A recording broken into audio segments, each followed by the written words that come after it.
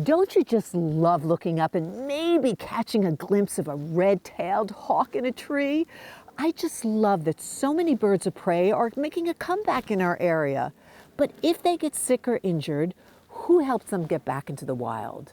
Lauren's Crazy Pet Show is here at HorizonWings Raptor Rehab in Ashford, Connecticut to find out. And I have the founder right here, Mary-Beth, a very special lady here who has a wonderful range of birds here, including this little owl, because I keep thinking of Harry Potter behind me. How do you find these birds? I mean, as we said, hopefully they're flying, but sometimes they get hurt. People usually call us through the Connecticut's DEEP, or I've been doing this long enough now that many places just have my number, veterinary hospitals, animal control officers. People usually call, ask us if we can come out and pick up a bird that's been injured.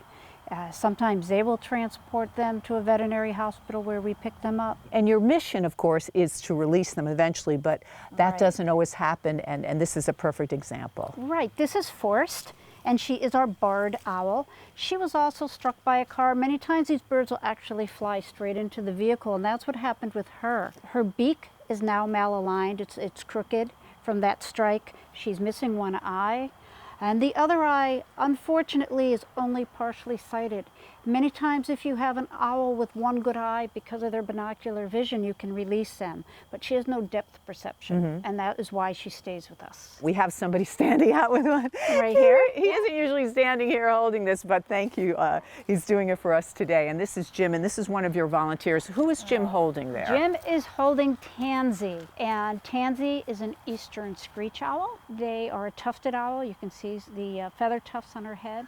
And she's sort of a cinnamon, almost a little bit of a reddish color. Cute. Oh my goodness. And they come in two distinct morphs in Connecticut. They come in the red and in the gray. And she's sort of in between that, where she's not a brilliant red, but she's not a real gray either. One of the meanings of the word raptor is to grab or to seize. That's what those talons are for, and they can be very powerful. And what would she hunt? She will hunt maybe large bugs, small birds, rodents, a little bit of everything in order to survive. This is Chris and Sprite, Wow. the northern saw-whet owl. She's with us also because she struck a car. She flew right into the car. She had some pretty bad head injuries. Her little head was turned upside down from all of that. Her eyes are still scarred because it was December and there's sand and salt in the road. She's flighted, but her eyes have some pretty deep scarring in them, and her hearing may well be compromised. She does not have feather tufts, although her camouflage allows her to do something that we call playing pine cone. She likes the cone-bearing trees, and what she does is she pulls herself up very tall and narrow and skinny, and she puts a wing over those big bright yellow eyes, and she can look at you through those wings, but that's going to cover those eyes and help her camouflage herself. And although she's little, she is mighty. She, with those little talons of hers, has been known to catch birds as large as cardinals on her migration. So let's take a walk around and see some of the others, because it's such a wide variety. Yes, we have a little bit of everything. This is Stevie Ray.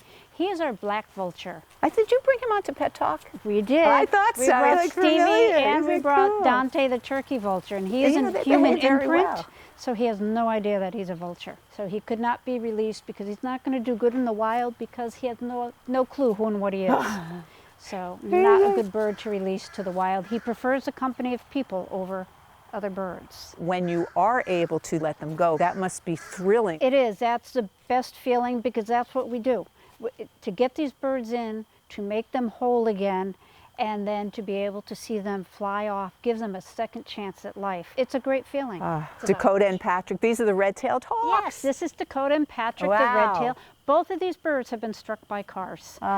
Both as young birds. We knew they were young when they came in because their tails Do they come were in together? banded. No, Dakota's 10 this year, and Patrick, I believe, is 5 or 6. They like to be together, though. They But not all enjoy do. each other's company. A lot of times, avian enrichment, you can do well by adding another bird in. Oh, okay.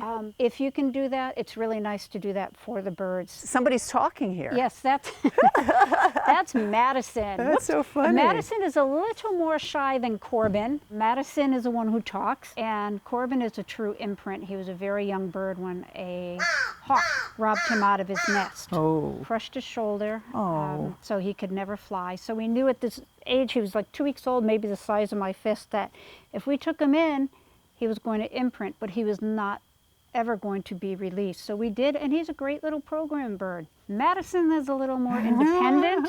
Although Madison talks, he's not too fond of the programs and sitting on a glove. You have a turkey vulture. I That's love Dante this. the turkey vulture. I think he was on Pet Talk. He was. Yes. He was on Pet Talk. He is a little more shy. Black vultures are just a little more gregarious.